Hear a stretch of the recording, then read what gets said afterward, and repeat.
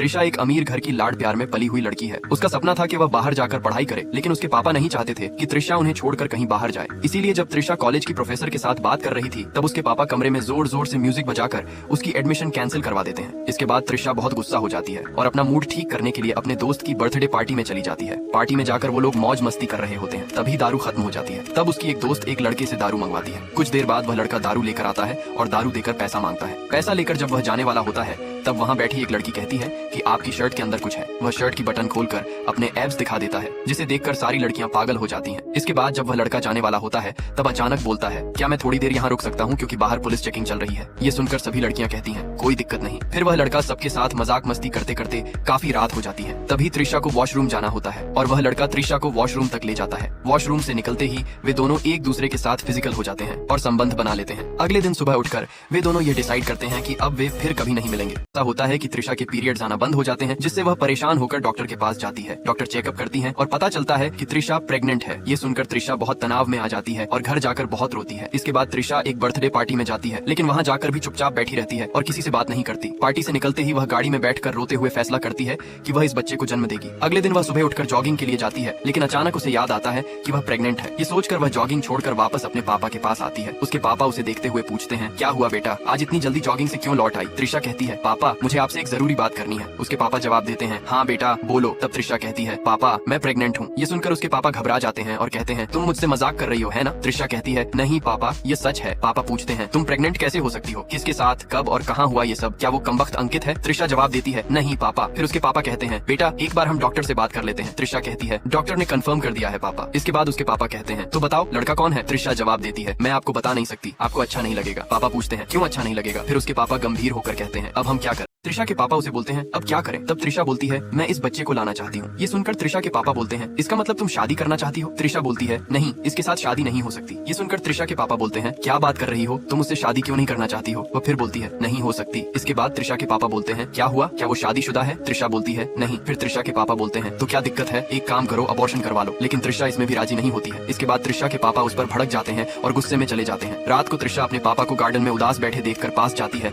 और बोलती है, आप मुझसे नाराज हैं? पापा बोलते हैं, हाँ। इसके बाद त्रिशा अपने पापा से बोलती है, क्या मैं इस लड़के को बता दूं? ये सुनकर त्रिशा के पापा बोलते हैं, क्या उसे पता नहीं है? त्रिशा बोलती है, नहीं। फिर पापा पूछते हैं, क्या तुम उसे अपनाना चाहती हो? त्रिशा जवाब देती है, नहीं। इसके बाद त्रिशा के पापा बोलते हैं, अगर यह लड़का ये सुनकर खुश हो जाए तो तुम्हारा क्या रिएक्शन होगा? वह बोलती है, पता नहीं। फिर वह कहती है, क्या मैं उसे बता दूं? उसके पापा बोलते हैं, हाँ बता दो। इसके बाद वह अपनी दोस्त को कॉल करती है और कहती है, उस दिन बर्थडे पार्टी में जो शराब वाला आया था उसका नंबर जल्दी से भेज। लेकिन उसकी दोस्त इसे गंभीरता से नहीं लेती और फोन काट देती है। इसके बाद त्रिशा फिर अपनी दोस्त को कॉल करती है। उसकी दोस्त कॉल उठाकर बोलती है, क्या हो गया तुझे? होता यह है कि त्रिशा फिर अपने दोस्त को कॉल करती है और कहती है, मैं प्रेग्नेंट हूँ। ये सुनकर उसकी दोस्त को झटका लगता है और वह अपने दोस्त को कॉल करके उससे दारू वाले का नंबर देने के लिए कहती है। लेकिन उसका दोस्त कहता है, ये दारू वारू पीना छोड़ दो, मेरा लिवर खराब हो गया है और मैं अभी अस्पताल में हूँ। ये सुनते ही त्रिशा गुस्सा हो जाती है और अपनी दोस्त से कहती है कि उसे नंबर देने के लिए कहे। इसके बाद वह आदमी कहता है, मैंने सारे दारू वालों के नंबर डिलीट कर दिए हैं, मेरे पास किसी का भी नंबर नहीं है। फिर वे दोनों उस जगह जाते हैं जहाँ उन्होंने पार्टी की थी और सिक्योरिटी अंकल से उस दिन का एंट्री रजिस्टर मांगते हैं, जिसमें सारे लोगों के नाम लिखे होते हैं। लेकिन दारू वाले का नाम तो लिखा होता है, पर वे उसे पढ़ नहीं पाते क्योंकि उसने नाम की जगह एक लाइन खींचकर हस्ताक्षर कर दिया था। इसके बाद त्रिशा सिक्योरिटी अंकल को धमकाती है और घर चली जाती है। घर जाकर वह अपनी एक और दोस्त को कॉल करती है और उससे दारू डिलीवरी करने वालों के नंबर लेती है। वह एक एक को कॉल करके अपने घर में दारू मंगवाती है। वह ये सब इसलिए कर रही थी ताकि उसे वह लड़का मिल जाए। उसने 100 से भी ज्यादा दारू वालों को बुलाया, लेकिन वह लड़का नहीं मिला। तभी त्रिशा के पापा उसे दारू इकट्ठा करते हुए देख लेते हैं और पूछते हैं, क्या तुम डिप्रेशन में हो? त्रिशा जवाब देती है, नहीं पापा, मैं किसी और वजह से ये सब मंगवा रही हूँ। इसके बाद उसे एक और दारू वाले का कॉल आता है और जब वह घर से बाहर निकलती है तो देखती है कि वही लड़का है जिसे वह ढूंढ रही थी। त्रिशा बहुत खुश हो जाती है और दौड़ते हुए जाकर उस लड़के को जोर से गले लगाती है। दोनों एक दूसरे को देखकर हंसते रहते हैं। फिर त्रिशा उस लड़के को कसकर पकड़ लेती है।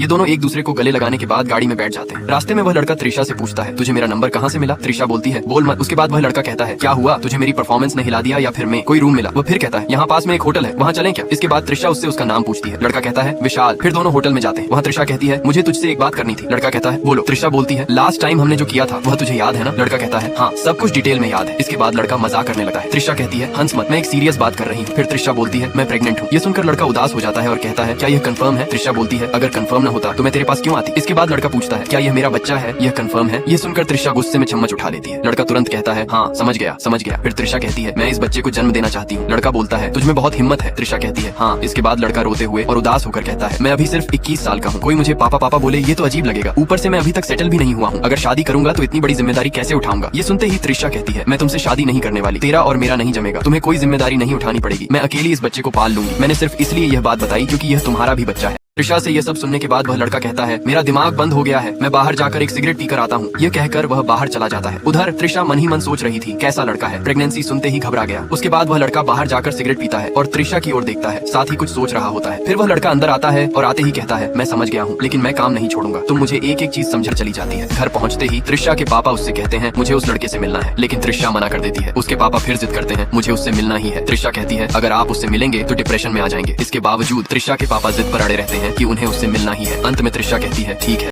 अब होता यह है कि त्रिशा विशाल को रेस्टोरेंट के बाहर बुलाती है और कहती है, मेरे साथ चलो, डैड तुमसे मिलना चाहते हैं। ये सुनते ही विशाल कहता है, हाँ मिल लेंगे, लेकिन मुझसे क्या काम है। इसके बाद त्रिशा कहती है, वहाँ जाकर पता चल जाएगा, गाड़ी में बैठो। फिर वह विशाल को लेकर घर चली जाती है। जैसे ही वे घर पहुँचते हैं, त्रिशा विशाल से कहती है, डैड से मिलो। त्रिशा के पापा विशाल को देखते ही अजीब सा मुंह बनाने लगते हैं। फिर वे विशाल से पूछते हैं, क्या करते हो। विशाल जवाब देता है, मैं बोतलें बेचता हूँ। ये सुनकर त्रिशा के पापा हैरान हो जाते हैं। फिर विशाल कहता है, मैं सिर्फ प्रीमियम शराब बेचता हूँ। ये सुनते ही त्रिशा के पापा त्रिशा से कहते हैं, समझ गया, इसीलिए तुमने बेडरूम में इतनी शराब जमा की है। फिर पूछते हैं, तुम्हारे मम्मी पापा जानते हैं कि तुम ये सब करते हो। विशाल जवाब देता है, मेरे मम्मी पापा नहीं है, केदारनाथ की बाढ़ में दोनों चले गए। ये सुनते ही त्रिशा के पापा की आंखों में आंसू आ जाते हैं। फिर त्रिशा पूछती है, कोई तुम्हारा ख्याल नहीं रखता। विशाल जवाब देता है, हाँ रखते तो हैं, लेकिन मैं किसी पर बोझ नहीं बनना चाहता, इसीलिए ये सब करके अपना गुजारा कर लेता हूँ। मेरा एक बेस्ट फ्रेंड भी है जो मेरे साथ रहता है। इसके बाद विशाल कहता है, अब मैं चलता हूँ अंकल। त्रिशा उसे छोड़ने के लिए कहती है, लेकिन विशाल त्रिशा को आराम करने के लिए कहता है और किसी भी हालत में उसे छोड़ने नहीं देता। वह चला जाता है और यह सब त्रिशा के पापा देख रहे होते हैं।